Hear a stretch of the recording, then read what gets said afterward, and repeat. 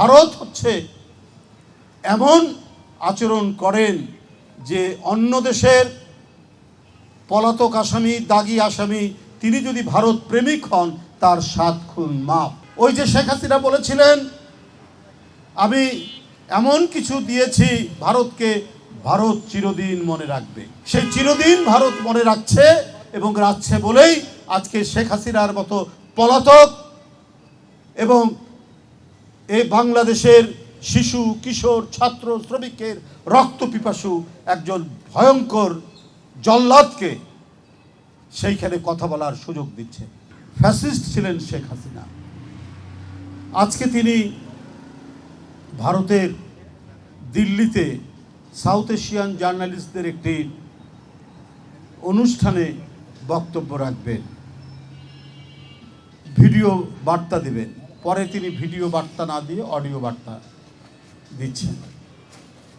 বাংলাদেশের সরকারের পক্ষ থেকে পররাষ্ট্র প্রতিমন্ত্রী, পররাষ্ট্র উপদেষ্টা অনুরোধ করেছিল ভারতকে, বাংলাদেশে ভারতের হাই কমিশনারকে অনুরোধ করেছিল যে একজন পতিত ফ্যাসিস্ট যে পালিয়ে গেছে তার রাজনৈতিক বক্তব্য রাখার কি অধিকার রয়েছে?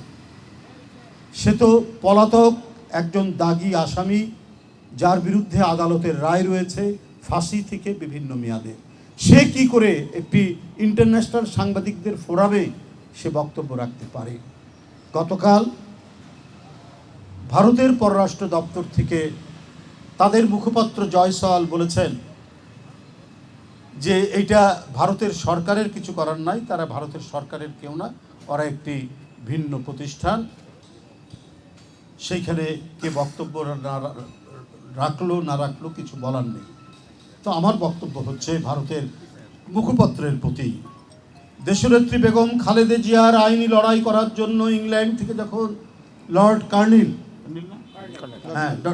কার্নিল যখন এসেছিলেন, তখন হাসিনা তাকে ঢুকতে দেয়নি তার মামলা পরিচালনা করার জন্য। কিন্তু এই দেশে তার দৃষ্টান্ত আছে। তার বাবা যখন আগরতলা মামলায় বন্দী ছিলেন তখন তার জন্য কিন্তু ব্রিটেন থেকে আইনজীবী নিয়ে এসে সেই আইনজীবী আদালতে লড়াই করেছিলেন, কিন্তু তার বাপের দৃষ্টান্ত অনুসরণ করেনি। নিষ্ঠুর বিরোধী দল শূন্য একটি ভয়ঙ্কর একদলীয় রাষ্ট্র ব্যবস্থা কায়েমের জন্য প্রধান বিরোধী নেত্রীকে পৃথিবী থেকে সরিয়ে দেওয়ার মানুষে জেলে দুমড়ে, জেলে নিপীড়ন নির্যাতন করে তাকে হত্যার পরিকল্পনার জন্য তার আইনি ব্যবস্থাও নিতে দেওয়া হয়নি। কিন্তু সেই লর্ড কার্নিল আইনজীবী, অ্যাটর্নি অ্যাট ল, তাকে তিনি দিল্লিতে গিয়ে প্রেস কনফারেন্স করতে চেয়েছিলেন, কিন্তু ভারত সরকার তাকে প্রেস কনফারেন্স করতে দেননি। কেন? উনি তো একজন প্রাইভেট উকিল। বাংলাদেশ দেয়নি, ভারতের দিল্লিতে করতে চেয়েছিলেন যে ভারত একটি গণতান্ত্রিক রাষ্ট্র।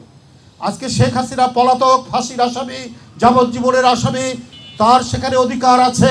অথচ একজন আইনজীবী, ব্রিটেনের একজন আইনজীবী, তিনি এসেছেন ন্যায়সঙ্গত একটি লড়াই করার জন্য। দেশের সাবেক প্রধানমন্ত্রী, এদেশের কোটি মানুষের সমাদৃত নেত্রী, তার আইনি লড়াই করার জন্য তাকে হাসিনা ঢুকতে দেয়নি বলে ভারত দিল্লিতে তাকে প্রেস কনফারেন্স করতে দেয়নি। আর আজকে শেখ হাসিনার জন্য আপনাদের এত মায়া, এত কান্না, এত ক্রোকোডাইল টিয়ার্স আপনাদের চোখ দিয়ে ঝরছে যে তাকে ভিডিও বার্তা না দিতে পারলেও অডিও বার্তা দেওয়ার সুযোগ দিচ্ছে। এটা ডাবল স্ট্যান্ডার্ড, এটা ভারতীয় মুখপাত্রের ডাবল স্ট্যান্ডার্ড।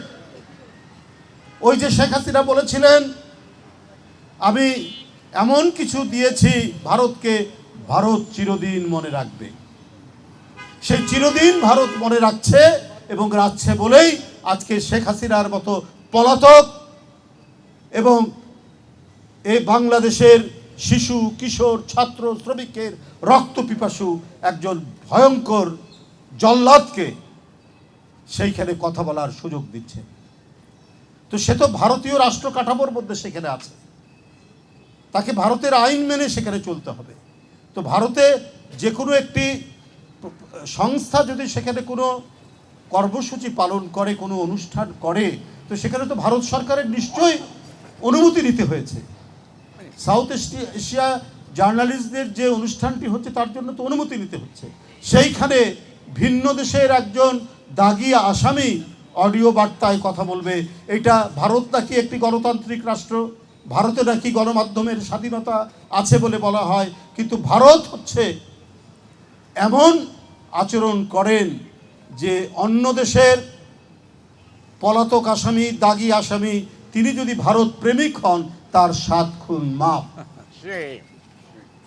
তাদের কাছে আমি এটা তীব্র নিন্দা জানাই, প্রতিবাদ জানাই।